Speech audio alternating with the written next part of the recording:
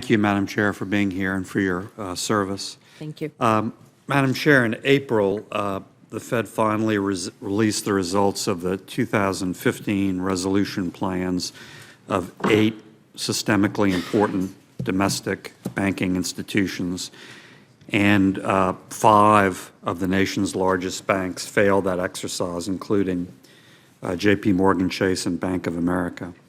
I have 3 questions related to that. First, the New York Times in April described this Fed release as stating, quote, "That suggests that if there were another crisis today, the government would need to prop up the largest banks if it wanted to avoid financial chaos," close quote. So question 1 is, do you agree with that? Question 2 is, what do these 5 banks need to do by October 1st to fully remediate their deficiencies? And question 3 is, if they don't by October 1st, will the Fed take more systemic action like raising capital levels? So those banks have, over the span of the last several years in which they've been preparing living wills, greatly increased their ability to be resolved in the event of trouble by bankruptcy, or alternatively Title II is available.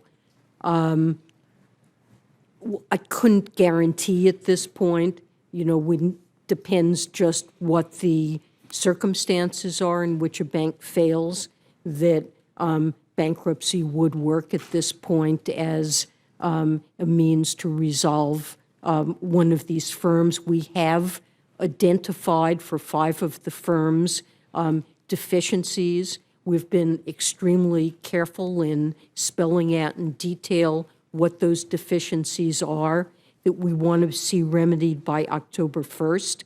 And in addition, we've listed jointly with the FDIC a large number of specific shortcomings that the firms have until the summer of 2017 to remedy. And we will be monitoring very carefully and evaluating whether that's done. And as I said, if the deficiencies are not remedied, or later if the shortcomings are not remedied, they could turn into deficiencies that would provoke us, lead us to impose higher capital standards or other, other remedies on these firms if that isn't done. But I think we've learned a lot in the course of the years we've been evaluating these living wills about what it takes to actually resolve a firm in bankruptcy. The firms have learned in this process, and I do think we have made substantial advances in terms of being able to do that. Let me go back to my question, 3 questions. First, in terms of the New York Times quote, needing to prop up the largest banks, you would not categorically refute that possibility? Well,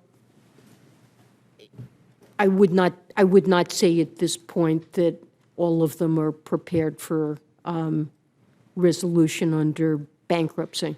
And again, if they don't get there for October 1st, would you very soon thereafter consider something more systemic like higher capital requirements or not?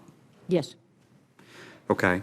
And Madam Chair, my second and last question is about the Puerto Rican crisis. You have said you don't think the Fed should be involved, and I appreciate that and agree with that.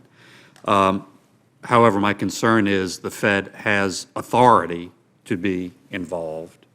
Do you think the Fed has authority to issue as a last resort emergency loans to Puerto Rican institutions or not? I think our authority is extremely limited.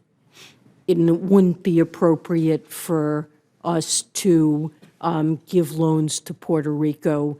We have very limited authority to buy municipal debt.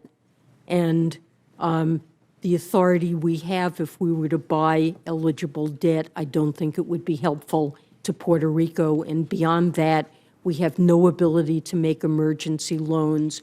We could not use 13.3 or emergency powers of that type to extend a loan to Puerto Rico, and I don't think it would be. This is inherently a matter for Congress and is not something that is appropriate for the Federal Reserve. Okay, thank you, Madam Chair.